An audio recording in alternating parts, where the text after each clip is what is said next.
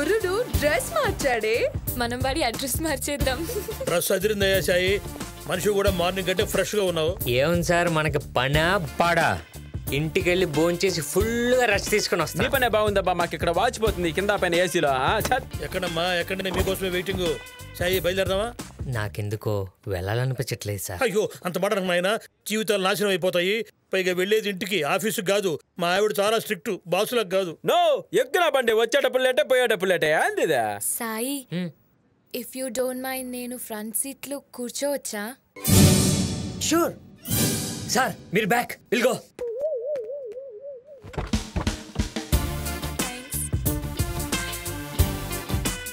బాగుందన్న వ్యవహారమా?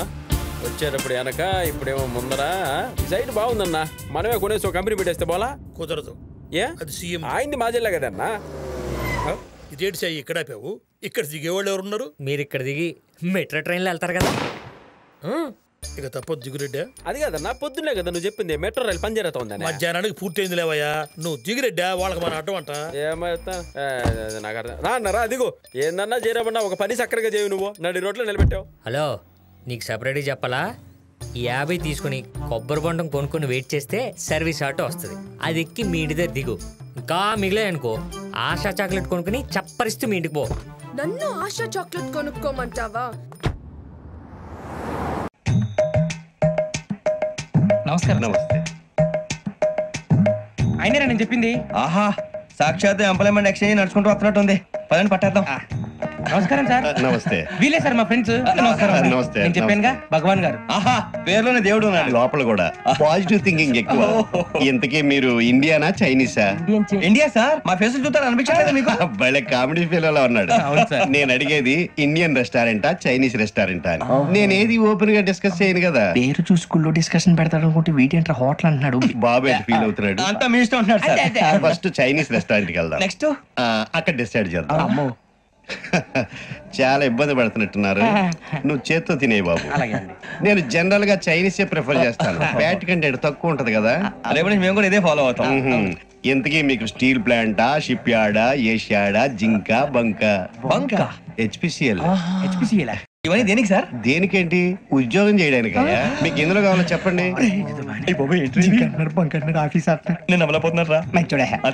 ఏంటయ్యా డిస్కషన్స్? మాకు నీ ఛాయిస్లు ఉంటాయి అనుకోలేదు. మీరు సడన్ గా జింకు బంకు అంటే సింక్ అవడానికి కొంచెం టైం పట్టింది. అదే అదే జేసీ గారు టోబుల్ పెట్టుకుని ఉద్యోగం అన్నారుగా. వీటిలో టోబుల్ పెట్టుకునే జాబ్లు ఎక్కడ ఉన్నాయండి? అన్నిటిలోనే ఉంటాయి. వాటిలో కూడా ఉంటాయి. వాచ్మెన్ ఉద్యోగం కావాలా? ఇంతకీ మీరు అనే జాబ్ ఏంటి సార్? నేను చెప్పేది టోబుల్ పెట్టుకునే ఉద్యోగం కాదు, టైల్ కట్టుకునే ఉద్యోగం. అది టైల్ కట్టుకోవటం మాకు రాదు. వాళ్ళు కడతారులే. ఇంతకీ మీకు జిఎం కావాలనా, ఏజిఎం కావాలనా? అట్లా పిలుస్తున్నాడు చూడు బాబు. జిఎం అడిగితే ఎలా ఉంటుందంట? ఏజిఎం అంటే వెంటనే కొంచెం పెద్దదిగా ఉంది. ఏజిఎం ఇప్పించండి సార్. అనుకున్నాను నువ్వు ఇది అడుగుతావని. జిఎం అంటే జనరల్ మేనేజర్, ఏజిఎం అంటే అసిస్టెంట్ జనరల్ మేనేజర్. తూచండి, మాకు జిఎంఏ కావాలి సార్. అది సరే కానీ భగవాన్ జీ, ఈ ఉద్యోగాలకి టోబుల్ పెట్టుకుని వెళ్ళొచ్చా? నీ ఇష్టం వచ్చినట్టు వెళ్ళొచ్చమ్మా. నాకు స్టీల్ ప్లేట్, నాకు బంకులో గానీ కన్ఫ్యూజ్ చేయగానే ఆయన్ని అందరికీ ఒక చోట ఇప్పించండి సార్. కలిసి పని చేసుకుంటాం. జీతం ఎంతండి? 30,000 అంటే 40,000. వడ్డీ ఎంత? అప్పు కాదయ్యా, నీకు ఇచ్చే జీతం. అంటే తిరిగి ఒక్కలేదా? ఫ్రస్ట్రేషన్ లో ఉన్నట్టున్నాడు. అవునండి. నువ్వు ఇచ్చిన వాళ్ళు తీసుకోరు. అంతేకాదు ప్రతి నెల గ్రాట్యుటీ, పిఎఫ్, సిఎఫ్. బియ్యం కూడా సార్? ఏ నువ్వు యాక్ట్ చేస్తావా? భగవాన్ జీ, మీరు ఇదంతా ఎందుకు చేస్తున్నారు? ఊరికే మాత్రం కాదు, నేను మంచోడని చెప్పి నా కారు పెట్రోల్ లేకుండా వెళ్తుందా? నేను ఇచ్చుకోవాల్సినవి ఉంటాయి కదా. ఇలా చూడు, అందుకని ఉద్యోగానికి వాళ్ళ ఆకారం తీసుకుంటా. మా గెటబుల్ చూసి మీరు అపార్థం చేసుకుంటున్నారు. మాకంత పొజిషన్ లేదండి బాబు. పోనీ నలుగురు కలిసి ఉద్యోగం చేసుకోవచ్చా? మీ దరిద్రం నాకు అర్థమైంది. మీ నలుగురు కలిసి ₹1,00,000 ఇవ్వండి చాలు. నేను నమ్మనరా, డబ్బుల విషయంలో అసలు నమ్మను. నాన్నగారు మీరు అలా అంటాం భావ్యం కాదు. ఏదో జేసీ గారి సిఫార్సు వల్ల శని గారు సైడ్ అయ్యి శుక్రవారం దేశం మొదలైంది. ఉద్యోగం దానంతటి అదే వెతుకుంటూ వచ్చింది. అందుకని ఇంకేం కావాలో చెప్పండి. స్టీల్ ప్లాంట్ లో జిఎం అని పెద్ద పోస్ట్ అమ్మా. జీతం 30,000, నెలల ప్రమోషన్లు, సిఎఫ్లు, డిఎఫ్లు, పిఎఫ్లు, బిఎఫ్లు. ఇవన్నీ నువ్వు చదివిన చదువుకే? అబ్బాబే, దీనికి చదువుకి సంబంధం లేదండి. చెప్పాను కదా, శుక్ర మహాదశ. అది దాని పవర్ అనుకోండి, ఎఫెక్ట్ అనుకోండి. ఈ రోజుల్లో కూడా గ్రహాలు ఏంటండి వాడన్న ప్రతిదాన్ని ఇలా కొట్టి పడేస్తారు. చిన్నప్పటి నుంచి లక్షలు పోస్ట్ చదివించారు. అమ్మా నువ్వు లేని పోనీ పెట్టుకో. లక్షలు ఎక్కడైనా ఊరుకోరా, మాట వరుస కదాలే. ఒక 25,000 ఇస్తే వాడి జీవితం సెటిల్ అయిపోతుంది అంటున్నాడు. అంతగా ఆలోచిస్తారేంటండి? అమ్మా నాకు ఉద్యోగం రాగానే మీ అందరూ స్టీల్ ప్లాంట్ షిఫ్ట్ చేస్తే ఓకే? నువ్వు చెప్పేదంతా కరెక్టేనా? నాన్నగారు మీకు అంత అనుమానం అది ఇవ్వకండి. సర్లే, ఇప్పటికిప్పుడు అంత డబ్బు అంటే కష్టం కానీ నాకు ఎలక్ట్రిక్ హోండా అమ్మాలి. నాకు తెలుసు మీరు ఆ నిర్ణయం తీసుకుంటారని, అందుకే పార్టీని పట్టుకొచ్చాను. బయట వెయిటింగ్.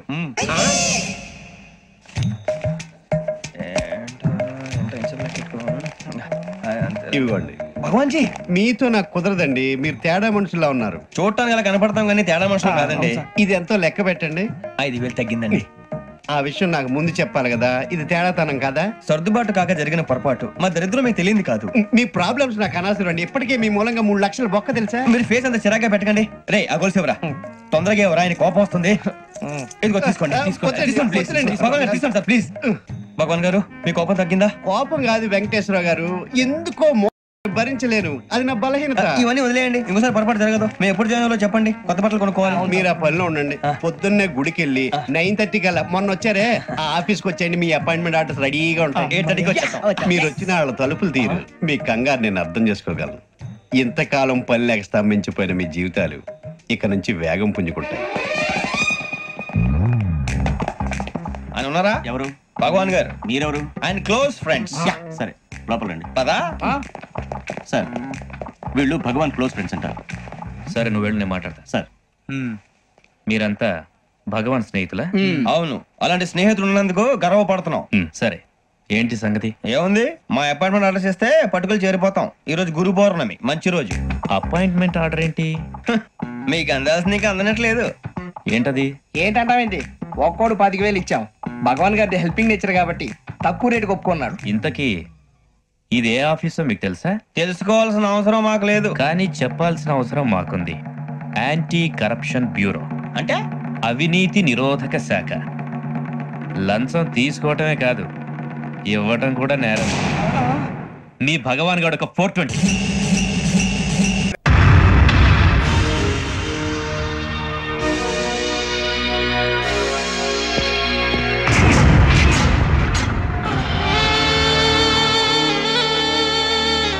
ఇంకా ఎంతసేపు చూడాలిరా వాడి కోసం?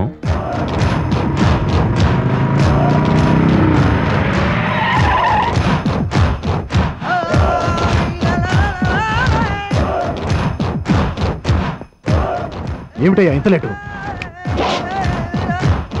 ఎంత లేట్ అయినా రావాల్సిన టైంకి వస్తాడు మా బాస్.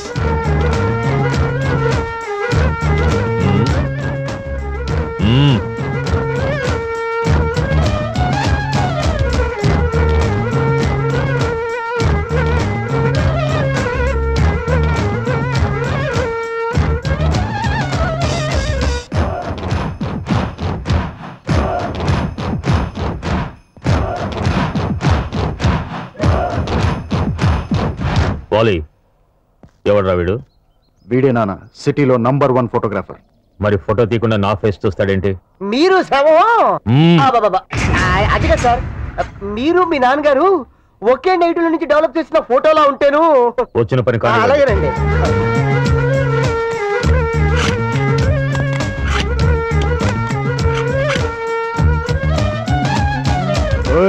షూస్ తీ. సారీ.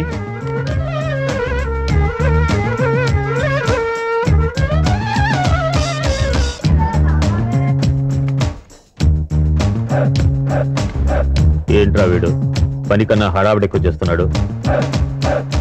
Smile please.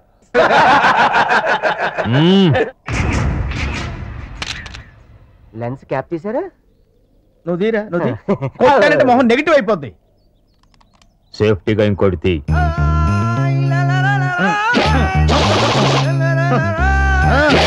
అవసరం లేదు సార్, మా బాస్ ఒక ఫోటో తీస్తే 100 కాపీలు వచ్చినట్టే.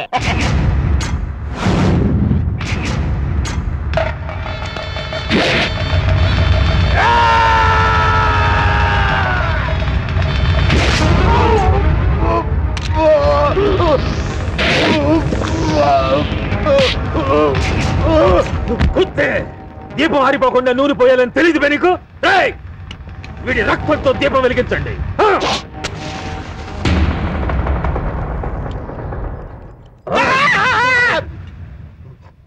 మా నాన్న ఫోటోలో ఏదైనా తేడా వస్తే ఈ శవం ప్లేస్ లో నువ్వుంటావు, నీ ఫోటో తీయడానికి వీడుంటాడు. అంత పవర్ఫుల్ ఫినిషింగ్ ఇచ్చాడేంట్రా? ఫోటో తీసినంత తేలిగ్గా మర్డర్ చేశాడు బాబోయ్. ఆ ముసలోడు ఫోటో తొందరగా ఇచ్చేస్తే మంచిది, మనకి సేఫ్టీ. పదరోయ్ పదనాయన. సార్ అర్జెంట్ స్టూడియోకి వెళ్ళాలి సార్. బుక్క పక్కన ఉన్నా లిఫ్ట్ ఇవ్వడానికి నా సైకిల్ దొరికిందా? ఈయన బుక్క పగిరి కాదు sir, life and death problem కొట్టుకుపోతాడు. కొంచెం లిఫ్ట్ ఇవ్వండి సార్. ఎక్కడికి వెళ్ళాలి? దోమలు కూడా సార్.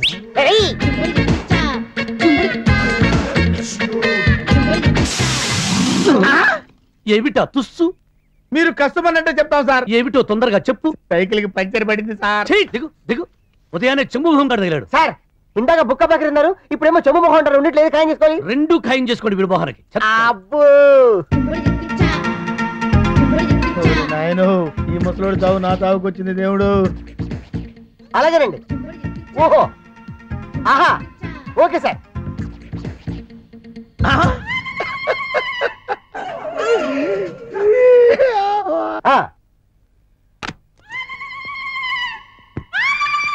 సార్ నానాజీ ఇంటి దగ్గర నుంచి ఇప్పుడే ఫోన్ వచ్చింది సార్. హంపీలో పెద్ద రాయి దొరికిందట. మనం తీసిన ఫోటో ఎదురుగా పెట్టుకొని వాళ్ళ నాన్నగారిది నిలువత్తరం విగ్రహం చెక్కుతారట. నవ్వుతున్నారంటే ఫోటోలు అదురుంటాయే. అరే నవ్వుతూ ఏడుతున్నారంటే ఫోటోలో నవరసాలు ఉట్టిపడి ఉంటాయే. ఏది ఫోటో చూడండి. ఇది చూడు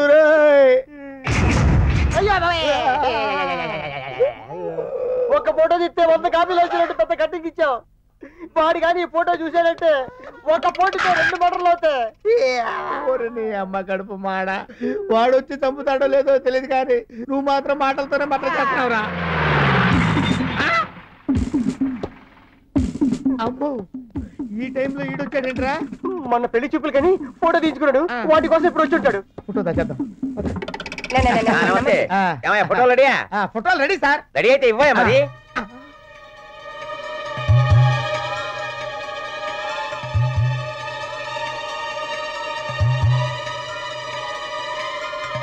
అయినా పెళ్లి చూపులకి మీరే వెళ్లకుండా ఫోటోలు ఎందుకు పంపిస్తున్నారు సార్? డైరెక్ట్ గా మీరే వెళ్తే అమ్మాయి కంగారు పడుతుందనా? టైం ఏదయ్యా? శివారంలో బందిపోట్లు, ఎలక్షన్ లో కత్తిపోట్లు, అసెంబ్లీ ముందు ధర్నాలు. అయినా ఫోటోలు ఏమంటే డిస్కషన్ పెడతామేంటి? వెళ్ళిపడరా. సార్ మీ చెయ్యి చాలా అందంగా ఉంది సార్. మీ అత్తన్నడికి చేతితో బ్రాస్లెట్ చేయించండి సార్. చేయిస్తే బాగుంటుంది కానీ మా సీఏ చూసారనుకో తన చేతికి ఇంకా బాగుంటుందని లాగేసుకుంటాడు. మీసాలు కొద్దిగా షార్ప్ చేసా చూసావా? బ్రహ్మాండంగా ఉన్నాయి సార్. సార్ మీ ఫోటో చూడండి సార్ ఎంత బ్రహ్మాండంగా వచ్చినాయో. ఇదిగో ఇది ఇది ఏమిటయ్యా ఇది? అరే పెళ్లి చూపుల ఫోటోలయ్యా ఇవి.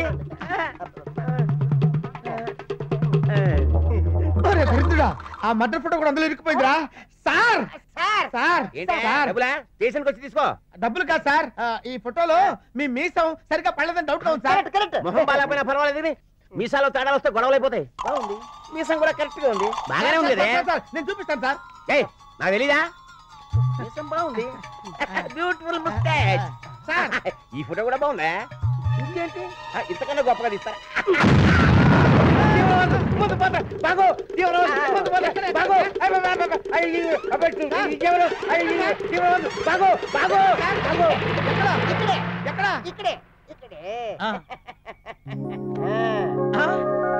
ఈ ఫోటో ఇక్కడికి ఎలా వచ్చిందిరా? ఆ ఫోటో కోసం టికెట్ బాంబు పేల్చా. ఆ బాంబు ఈ బాంబా? అబ్బా నా శిష్యుడు అనిపించావురా.